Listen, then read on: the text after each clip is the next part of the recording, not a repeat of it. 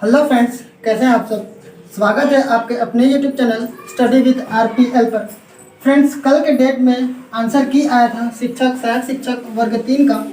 ठीक है, आप उसका नोटिफिकेशन भी पढ़ लिया होगा, मैं टेलीग्राम में भी डाल दिया था। तो फ्रेंड्स, अभी जो आपने मैच कर लिया होगा और आप अपने हिसाब से जो है आपका कितना आंसर आया, कितना आंसर सही हो रहा था, वो आप हमें कमेंट बॉक्स में बता सकते हैं। बाकी ये जो जानकारी है ये हम कुछ हमारे फ्रेंड्स हैं, कुछ सब्सक्राइबर हैं और कुछ हमें व्हाट्सएप पे, कुछ टेलीग्राम पे हमें जिस हिसाब से पोलिंग के हिसाब से हमें जो जानकारी मिला है उस हिसाब से हम इसका अभी उसका कट ऑफ कितना जा सकता है इस पे हम बात करने वाले हैं। ओके, बाकी 10-5 नंबर का ऊपर नीचे होगा। ठीक है, बाकी आप लोग देख लेना।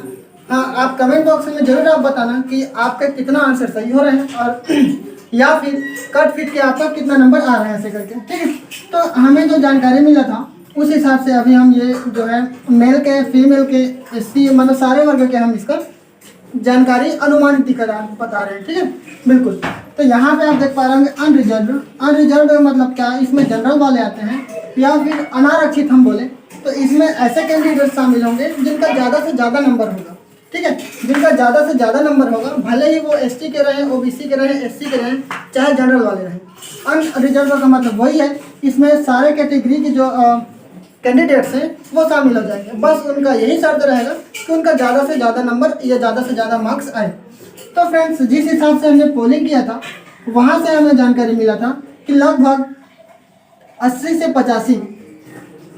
85 अगर आपका आ जाता है तो अनरिजर्व में आपका नाम आने की पूरी संभावना है।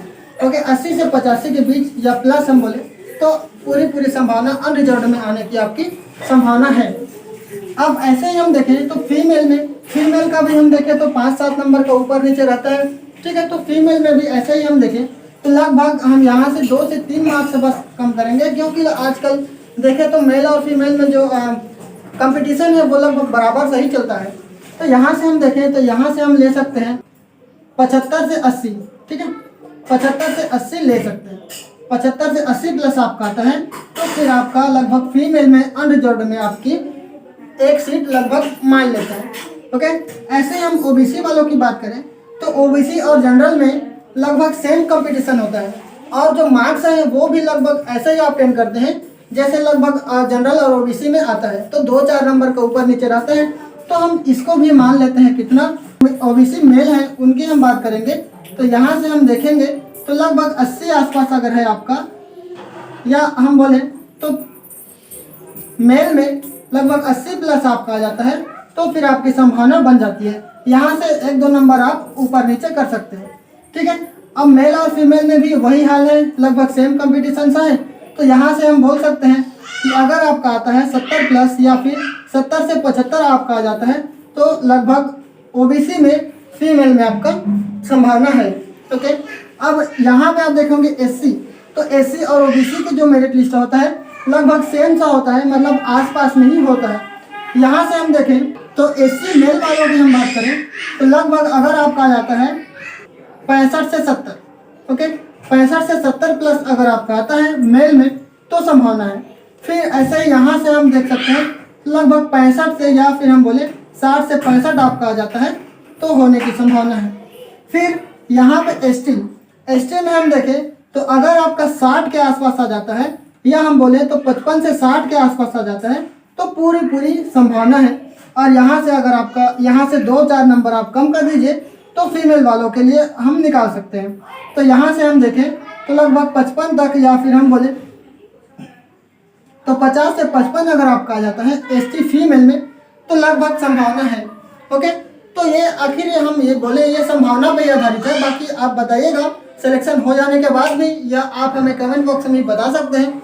तो फ्रेंड्स, ये जो है वो हमें जो जानकारी मिली है, मैं फिर से आपको बता दूं, हमें जो जानकारी मिली थी उस हिसाब से है। ओके, बाकी कई लोग का तो कहना ये भी है एसटी वालों का, या हम बोले तो ओबीसी वालों का भी, कि उनका जो है 70 प्लस आ रहे हैं। और एसटी वालों का भी कई लोग का कहना था कि हमें बस 45-47 पे ही हो जाएगा ऐसे करके। बाकी आपका क्या राय रहेगा, क्या विचार रहेगा, आप हमें कमेंट बॉक्स में बता सकते हैं। तो फ्रेंड, यहाँ पे एक बात और कि यहाँ पे जो संख्या थी वो बहुत ज़्यादा थी, लेकिन जो कैंडिडेट्स उपस्थित थे वो बहुत कम थे।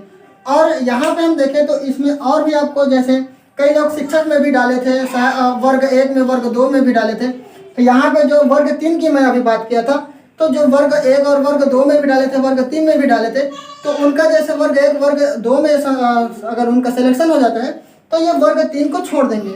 तो ये भी संभावना है कि इससे भी कट ऑफ गिर सकता है। ओके, बाकी आप लोग बताना कैसी लगी वीडियो।